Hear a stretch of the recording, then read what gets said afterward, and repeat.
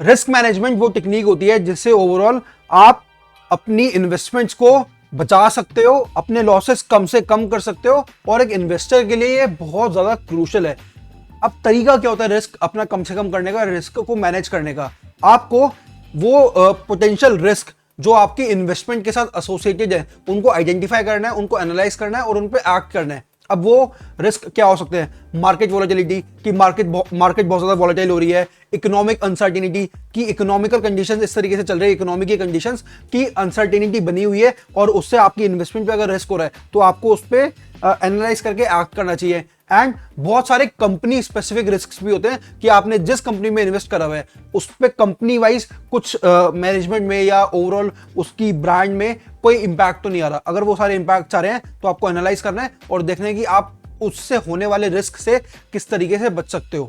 अब risk management strategy में भी एक बहुत कॉमन स्ट्रैटेजी है जिसे हम बोलते हैं डाइवर्सिफिकेशन। उसमें क्या होता है कि आप अपनी इन्वेस्टमेंट्स को इस तरीके से डाइवर्सिफाई करो कि आप अलग अलग एसेट क्लासेस में, अलग अलग सेक्टर्स के अंदर आप इन्वेस्ट कर रहे हो। उससे क्या होगा कि मान लो कुछ ऐसी कंपनी है, कुछ ऐसे सेक्टर है जो इस वक्त एक डाउन टर्न देख रहे हैं और ओवरऑल उसका एक नेगेटिव इंपैक्ट हो रहा है आपकी इन्वेस्टमेंट्स पे, तो आपने अगर दूसरे सेक्टर्स में भी इन्वेस्ट करा हुआ है तो उससे क्या होगा, आपका रिस्क डाइवर्सिफाई हो जाएगा। जहां पे एक से नेगेटिव इंपैक्ट आएगा, दूसरे का पॉजिटिव इंपैक्ट उसको ऑफसेट कर देगा और आपकी इन्वेस्टमेंट्स को स्टेबल रखेगा।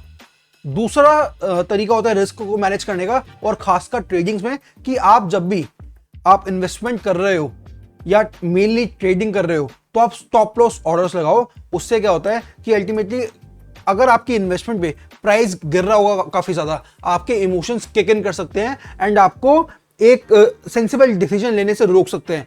क्योंकि आपने स्टॉप लॉस लगाया होगा कि भाई मेरा स्टॉक आज मैंने इतने का लिया, मैं चाहता हूं कि इतना बढ़े, लेकिन अगर ये गिरेगा भी तो जैसे ही ये 10% 20% गिरा वैसे ही पोजीशन अपने आप कट जाए, तो इसमें आपका रिस्क काफी ज्यादा कम हो जाता है और आपकी इन्वेस्टमेंट काफी ज्यादा बच जाती है।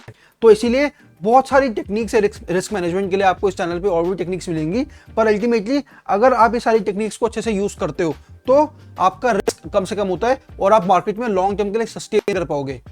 हमेशा याद रखना, stock market is a long race. ये कोई एक दो दिन की कहानी नहीं है कि आपने आज प्रॉफिट कमा लिया और कल फिर आप लॉस ही करके बैठ के छोड़ दिया।